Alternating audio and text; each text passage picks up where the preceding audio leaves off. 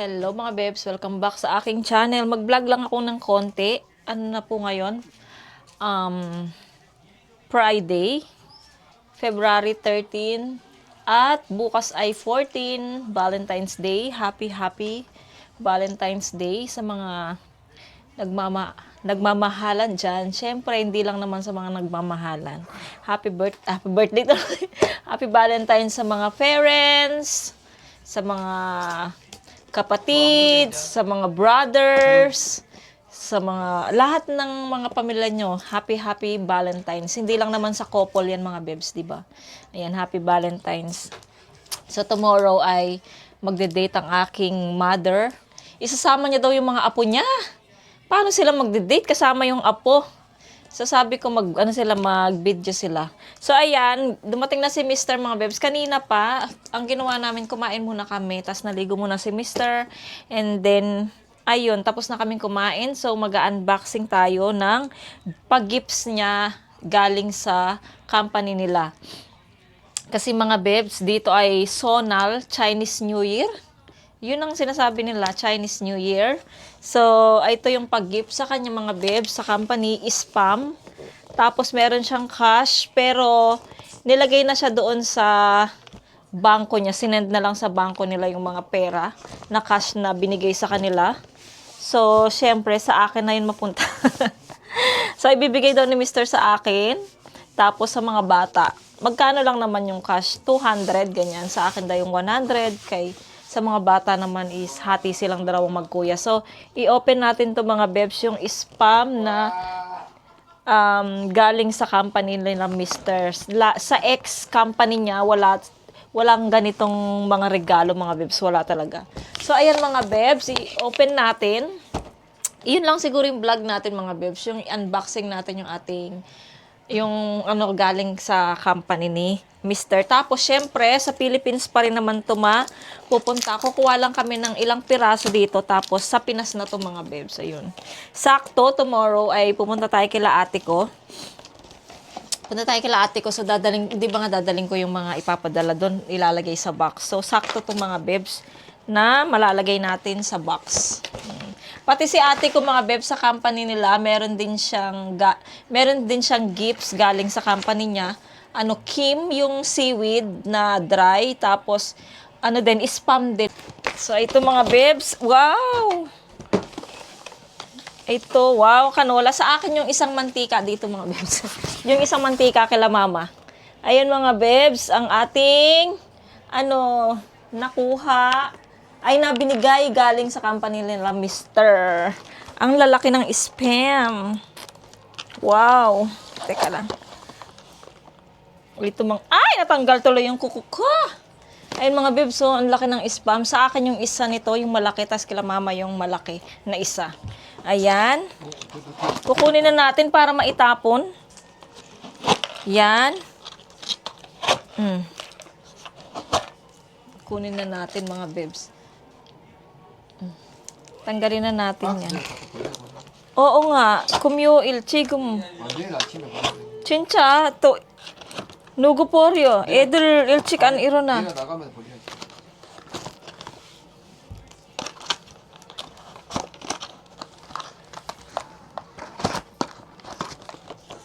So, ayan mga bebs, sakto canola siya. Pwede siya sa amin. Pang pre-prito ng mga isda. Okay to. Tapos ito kay mama yung isa. Ayan, share kami. Tapos,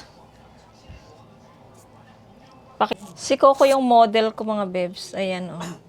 근데 아얀. 계속 먹을까 봐. Coco! Kikik! Ayan ang Coco natin. Ayan, gusto na naman humiga ni Coco sa atin. Ayan, so, ayan mga bebs, baka bukas ko na lang itutuloy ulit yung vlog na to kasi magbibiyahe tayo tomorrow, papunta kila ate kasi susunduin natin sila. So, ayan mga bebs, iyan lang muna yung vlog natin sa ngayong Friday. Wow, Friday, ano pala, 13, no? Tapos ito naman, tomorrow, pag alis ni Mr. punta ng work, itatapon niya ito sa baba kasi tapunan ngayon. So hanggang bukas ng umaga, pwedeng magtapon ng mga ganito. Ayan mga bebs. So ayan, see you tomorrow mga bebs. See you!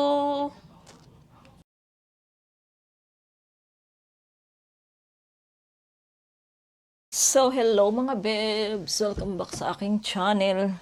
Tuloy ko yung vlog natin kahapon. Konti lang kasi yung na-vlog ko kahapon, di ba? Yung nag-unboxing tayo ng gifts ni Mr. galing sa kanilang company. So ngayon, bago tayong ligo, it's Saturday, mga bebs. Mamaya nga, di ba? Tayo ay magbiyahe papunta doon kila ate. Kasi nga, susunduin natin sila para sa holidays. Mahaba-habang holidays, mga bebs. 4 days lang naman. Ayan. So, ako ay galing ng shower. So, tayo ay maglagay muna ng skincare sa ating mukha, mga besh. Ayan. Ubus na yung aking, ito yung ginagamit ko, mga bebs. Oh. Ito yung nirecommend ni sister. At maganda naman siya. Maganda naman siya sa mukha, mga bebs. Tapos, ito yung ginagamit ko na sun cream, mga bebs. Ito. Nasanay na ako dito, kaya, ayan. Si Coco pala, pagkatapos kong maligo, so, hindi muna ako nagbihis. So, niligo ko si Coco. Ay, ito siya, oh. Sa likod ko, ayan. Niligo ko si Coco. Kasi nga, Valentine's, dapat mabango din siya. So, happy Valentine's sa inyo mga bebs, sa inyong pamilya. Hindi lang naman sa couple yung Valentine's, sa lahat ng tao. Dahil lahat tayo may puso at nagmamahal, di ba? Kahit bata pa yan. So, happy Valentine's sa ating lahat. Diyan. Ayan. Magkikilay din ako. Pagkatapos, nag-una muna akong maligo, mga bebs, kasi nga, hindi muna ako nag-vacuum kasi pag nag-vacuum ako, tatama rin akong maligo. Kaya sabi ko, ganito kasi yung aking ginagawa. Bago ako maglinis ng bahay, naliligo muna ako kasi yung iba naman magkaiba. So maglilinis muna sila tapos maliligo sila, di ba?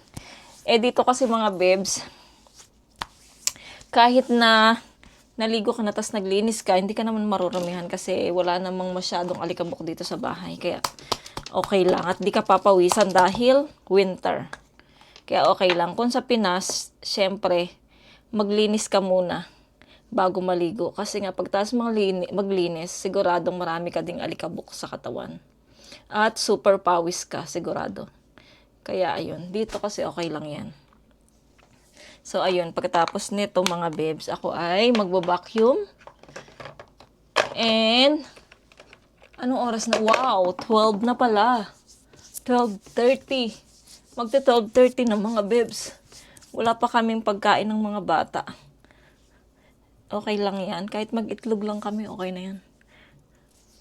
Makakaraos din yung lunch namin. Tapos yung mga bata, mga bebs, may iwan sila. So, hindi sila sasamang magsandukala sa kanilang mga tita. Sa kanyang tita at tito. Naiiwan sila dito. Ay, hindi sila maiiwan dito. Sa church sila mga bebs pupunta. Iatid namin sila sa church mga bebs kasi si Yechan, yung mga youth na sa atin sa church, sa amin sa church, magpa-practice sila ng worship song. So, syempre, kailangan nila ng drummer. Hindi pa actually sana pwede ay kasama si Yechan sa mga youth na aming mga kabataan dyan sa church. Kasi nga, wala pa siya sa edad para maging doon sa team na yon. Pero wala kasi silang drummer, mga bebs. So, no choice sila. Kasi yung drummer nila dati, mga bebs, yun nga, busy na siya. Hindi na siya nagcha-church, mga bebs. Kaya, si Echa na talaga yung nagda-drum sa church namin. Kaya, ayun. So, mamaya, ihatid namin silang dalawa. Si Eram ayaw sumama sa amin. Gusto niya sa church na lang daw siya kasama yung kuya niya. So, ayun, hatid namin sila sa church, tapos magpa-practice sila doon. Si Yechan, mag-aano lang siya doon. Magtatambay siya, mag-game lang siya doon. Ayun, ganun yung natin for today's video. Tapos pag pauwi naman, magta-taxi na lang silang dalawang magkapatid kasi siguradong gagabihin na kami kasi nga, pagdating ni Mr. mga 3 o'clock or lagpas pa ng 3, tapos syempre magre-ready pa yan si Mr. Tapos yun, alas 4 siguro makabiyahin na kami. So, syempre balik-balik. So, magagabihan na kami niyan mga bebs. Kaya, ayun, pagkatapos nilang mag-practice, bigyan lang namin sila ng pera pang taxi nila mga bebs pauwi dito sa bahay. Sa dinner nila, pwede naman silang bumili dyan mga bebs sa yung naalala niyo yung mga previous vlog ko, yung mga kinakain namin na nasa ganun. Pwede naman silang kumain sa ganun sa pag-dinner nila. Kasi bibigyan naman sila ng pera ng tatay nila mga bebs. Ayan. Yun pala mga bebs, wala pa siyang sahod. Akala ko ibibigay na yung sahod nila ngayon. Ay, oo, kaya lang. Kasi nga 15 yung sahod nila, so nasakto siyang holiday. Tas, Sunday. So, ibibigay nila pagkatapos pa ng holiday mga bebs, sa 19 pa. Kaya, buti na lang may credit card si Mr. magagamit niya yun. Tapos, may binigay na, syempre sa amin na yun, yung binigay na ni Mr. yung gift ay pera na binigay sa, sa company niya. So, sa amin na yun ng mga bata. Hindi pa alam ng mga bata na meron silang tag-50. So, sa akin yung 100. So, tapos nabigyan ko yung pamangkin ko na, kasi nga yung pamangkin ko, nag-message siya na. Yung pamangkin ko na inaanak ko, na nag-iisa kong inaanak. Ayun, kasi nga kailangan niya magbayad sa school. So, may scholar yun mga bebs. Matalino yung mga pamangkin ko na yan. Matatalino lahat yan. So, may scholar siya. Hinihintay niya pa yung ng scholar kasi yung pera. So, wala pa. Kaya kailangan niya nang magbayad mga bebs. Kaya nung unang naghingi siya sa akin, kasi talagang wala akong pera nun mga bebs. Nung unang nag-message siya sa akin, so sabi ko wala talaga akong pera, walang laman yung card ko. So, ayan, siyempre hindi ako mapakali, naiisip ko siya. Tapos, sakto, ayun na nga, may binigay yung company kay Mr. Tapos, ayun, tapos binigay sa akin ni Mr. yung 100. So, ayun, minessage ko agad yung pamangkin ko. Tinanong ko kung may nahanap na siyang 1K. So, ayun, sabi ko, sige, bigyan kita ng 1K. Binigyan naman ako ng apa mo, sabi ko. Kasi tawag sa akin, mama. Tapos yung si Caleb, apa. So, ayun, sabi ko, binigyan naman ako ni Caleb, ni apa mo. So, bigay ko sa'yo yung 1K. So, ayun mga babe, sinulog ko yung pina-Gcash ko kay Merlin. Kasi kay Merlin ako nagpapa-Gcash mga bebs. So, ayun, pina-Gcash ko kay Merlin kagabi. So, syempre natanggap niya na. So, ayun, may pambayad na siya sa school niya. So, ayun mga bebs. Alam nyo, kung meron lang talaga akong pera mga bebs. So, hindi ko naman inaano na kung may trabaho ako. Yung may pera tayo, kung may pera lang ako, hindi sila yung magdadalawang sabi, magbibigay ako mga bebs. Kaya lang wala talaga. Wala talaga akong pera at kung meron man, konti lang yung mabibigay ko. Kasi alam niyo naman wala akong trabaho, 'di ba? Ano din ako ni Mr. Pala din ako pala. Kaya wala din ako maibigay sa mother ko tas sa mga pamangkin ko na umihingi sa akin. Tas yung kapatid ko pa, kagabi din, naghihingi. Sabi ko wala na. Hindi ko masabi na baka magtampo. Ay, baka mapanood niya na. Kasi nga, ayun nga, binigay ko sa pamangkin ko mga bebs. Kasi kailangan din naman niya yon dahil sa school niya. Ayan. Matatapos ay mag-aano na rin yun. Tsaka matalino kasi yun eh. Tsaka maano sa school talaga niya. Na kailangan nilang matapos mga bebs para sa mga magulang nila dahil sa hirap ng buhay. At para paglaki nila, maka-survive sila. Makatulong naman sila sa mga magulang nila. Kahit wag na sa amin, basta sa nanay nila at saka sa tatay nila, makatulong sila doon. Makatapos sila ng pag-aaral, tapos matupad nila yung pangarap nila na kung ano man yung gusto nila, matupad nila, tapos magkaroon sila ng magandang buhay, magkaroon sila ng makaluwag-luwag sila, at least matulungan nila yung nanay nila. Masaya na kami doon mga bebs, yung matulungan yung tatay at nanay nila. Okay na sa amin yun. Ayun mga bebs. Ganyan talaga. Dapat pagka matalinong bata at nagpupursige mag-aral, magtulong din. Kahit konti. Kung meron ha. Oo, matulungan. Kesa yung pinipilit mo. Parang ako nung bata ako, nagkwento na naman ako mga bebs. Sumaba na naman yung vlog natin. Parang ako mga bebs, kasi sinayang ko yung pag-aaral ko na may nagpapaaral sa akin. Ito nga yung ate ko na nandito. Yan, pinapaaral niya ako. So, sinayang ko lang yung effort niya. Ayun, alam niyo naman, pagkadalaga, ganyan. Minsan nalilihis ng landas, di ba? Hindi naman yung grabing lihis ng landas, mga bebs, ha? Hindi naman ako gumawa ng hindi maganda. Ayun, na lang ako na friendship sa mga klase ko. Tapos, ayun, mahilig kasi ako mga bebs sa mga music, sa disco, sa sayaw-sayaw. Iyan yung hilig ko noon mga bebs nung dalaga ako. Kaya ayun, ang alam ng mga ate ko, ng nanay ko, nag-aaral ako. Kasabwat ko pa yung isa yung ate ko. Kasabwat ko yung ate ko mga bebs, yung nanay niya yung inaanak ko. Ay, yung anak ng ate ko, yung inaanak ko yan, si Justin. Yan, kasabwat ko yan si ate ko.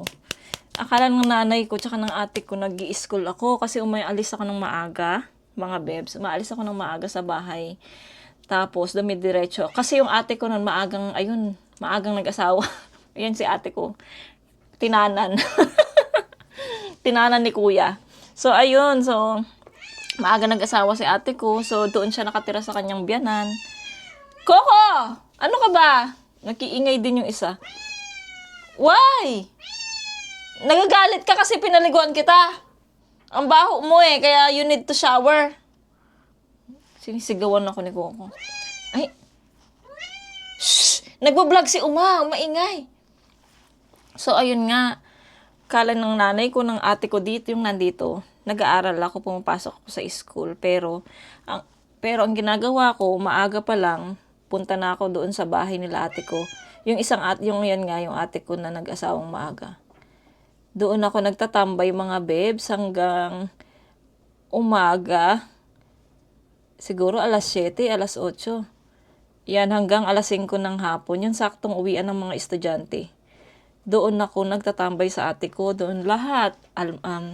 Almusal, tanghalian, ganyan. Pero dinner sa bahay na yun. Siyempre, nakakaya. So, ayun, doon ako nagtatambay. Yung ate ko, hindi siya nagsusumbong. Hindi siya nagsusumbong sa nanay ko. Kasi nga kasabwat ko siya. So, ayun. So, siyempre, hindi ko natapos yung pag-aaral ko mga bebs dahil ako. Tapos, minsan tambay ako sila ate ko. Tapos, meron na akong nakabaon na damit, mga bebs, sa bag ko. Dahil nga, yung isa kong friend na, ayun, negra yun mga bebs. Yung friend ko, tatay niya negro. So, sa American Black American yung kanyang tatay. So, ayun, kaming dalawa mga bebs. Medyo may edad sa akin yun. Kaming dalawa mga bebs, kapag nagkontakan na kaming dalawa, tara, disco tayo, ganito, pag Saturday na mga bebs. Or Friday, oo, Saturday, magyaya na siya. Tapos, ayun, pupunta ako dun sa friend ko na yun. Tapos, magdidisco kami. Tapos, hindi ako nagpaalam kasi nga, di ba? Kunyari, nag-aaral ako. May practice, ganun. Tapos, nakabaon na yung pang-disco ko na damit. Tapos, siguro napansin na ng ate ko, yung ate ko dito. Grabe yun. Mataray, mga bebs, yung ate kong yan. Grabe yan. Tapos, alam niya mga bebs kung saan ako nagdidisco. Ito muna tayo mga bebs habang naglalagay ako ng kilay.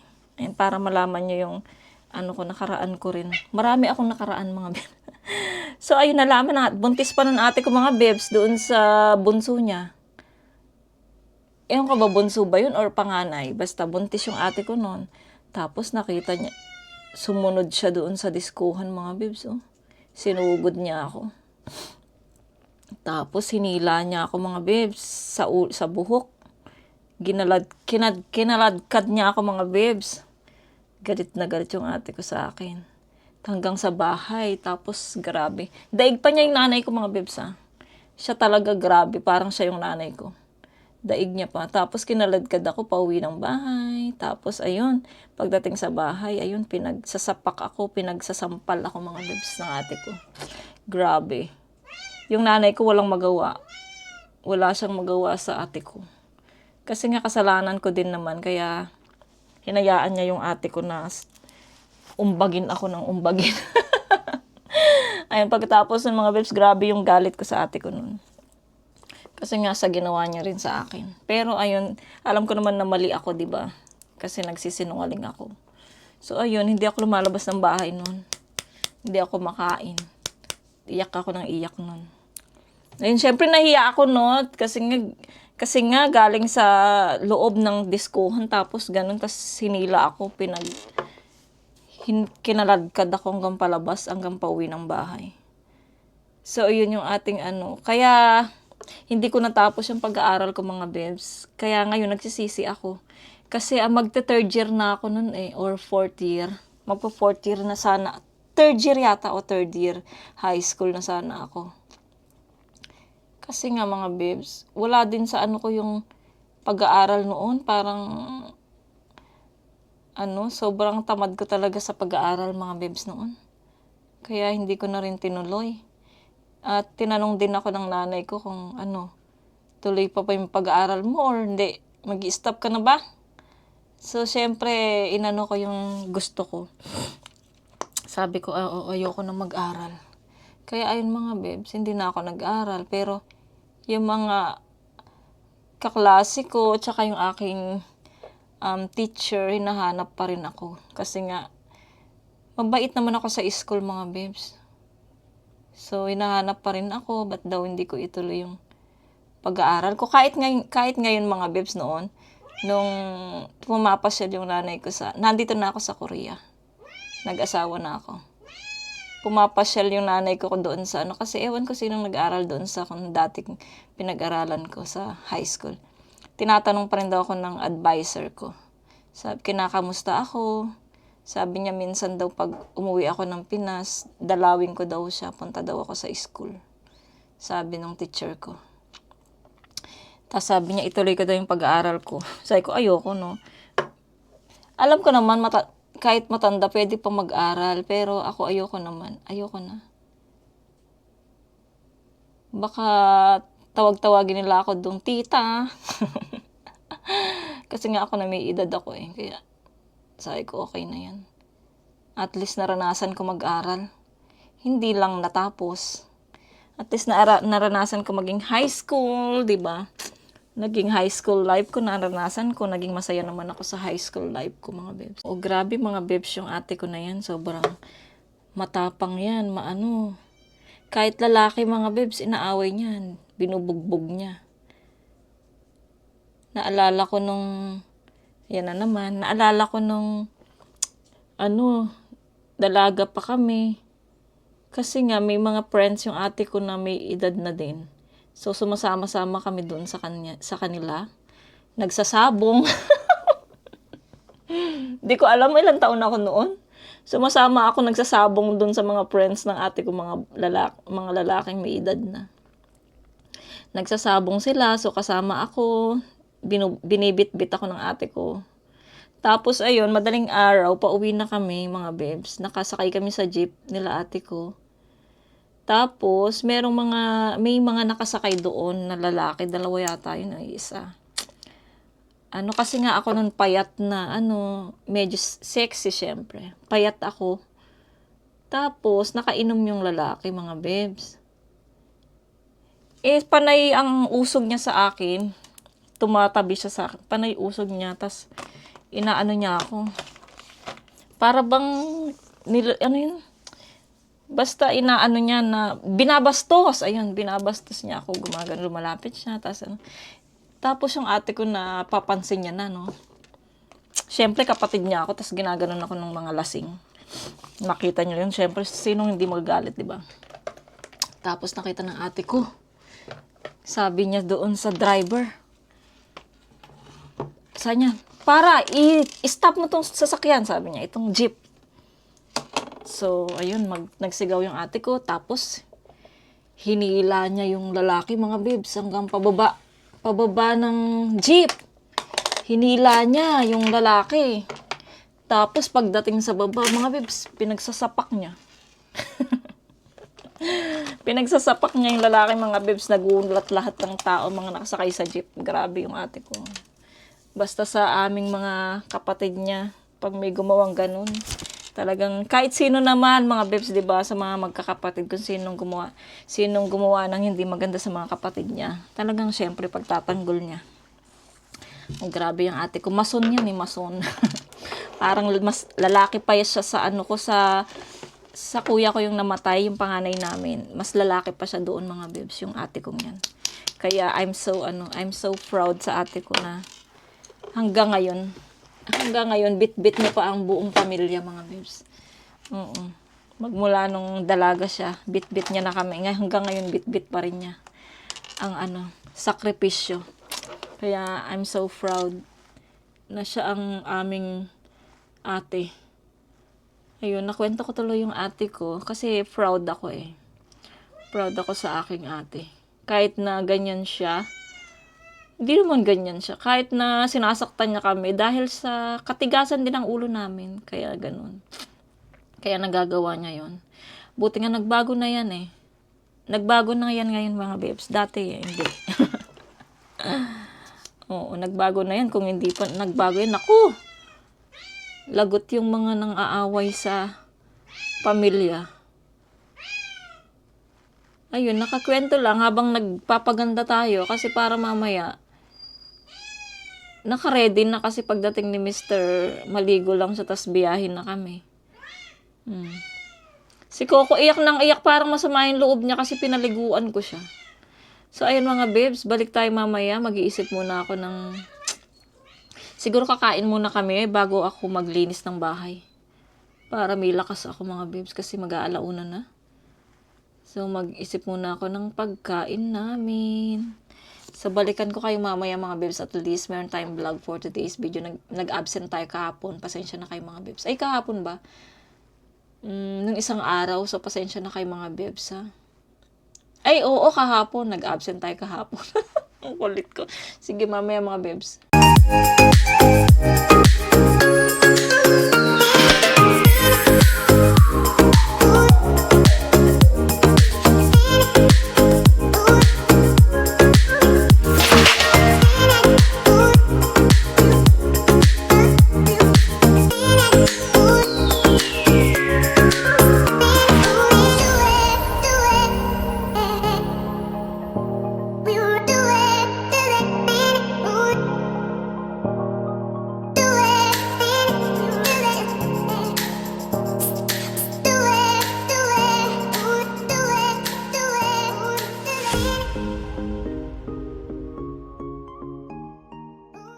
So, ayun na nga, mga babes, hindi na tayo nakapag-update magmula kanina. Tawag nito, pagtas namin kumain, Pagkatapos namin kumain, nag-ayos na ako, nanood muna ako ng isang episode ng drama. Pagkatapos ko, nag-vacuum na ako mga bebs. Tapos ayun, hintay-hintay, nood ng vlog, naghintay kay Mister. So dumating siya mga 3:15, ganyan dumating siya. So ngayon, wala yung mga bata dito dahil si Mister ay hinatid niya yung mga bata sa church dahil si Echan nga, di ba magdadrum sila, ay siya yung magdadrum sa mga magpa-practice today. Tapos kasi tomorrow yun nga sila dito. Parang concert na rin siya ng mga kabataan. So ayun, nandoon. Kasama dapat sa amin si Yeram, kaya lang si Mister gusto niya gamitin namin yung black na kotse. Papunta doon kila ate. Kaya lang, ayaw ni Yeram na gamitin yung black kasi nga nasisikipan siya. Kaya hindi na lang siya sumama sa amin. Kaya sumama na lang siya doon kay kuya niya. Kaya ayun, ako lang dito, hintay ko si Mister, mga bebs. Pagkadating niya, aalis na kami. Tapos ito yung dadaling ko sa kila ate, ayan. Mga bebs, para mailagay yan sa box namin, mga bebs. And then, nakaredy na ako, nanonood lang ako ng Doraemon, tapos nagpapainit ako ulit ng tubig ko para syempre madala natin sa sasakyan habang nagbibiyahe tayo. Medyo masakit yung tiyan ko. Hindi pa siya sumumpong kanina nung wala pa si Mister. Ngayon siya sumumpong nung alis na kami. Parang tanga tong tiyan ko, mga bebs. So ayun, tumawag na rin ako sa Pinas. Ay, si mama ko pa rin tumawag. Okay na pala ito kumukulo. Wait lang, mga bebs. Lagay ko lang itong hot water ko, mga bebs.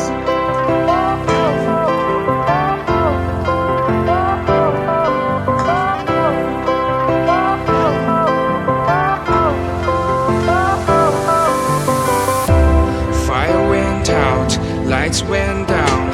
When you feel lost in your shadow, don't feel alone, don't scream so loud. We are living in this cruel world.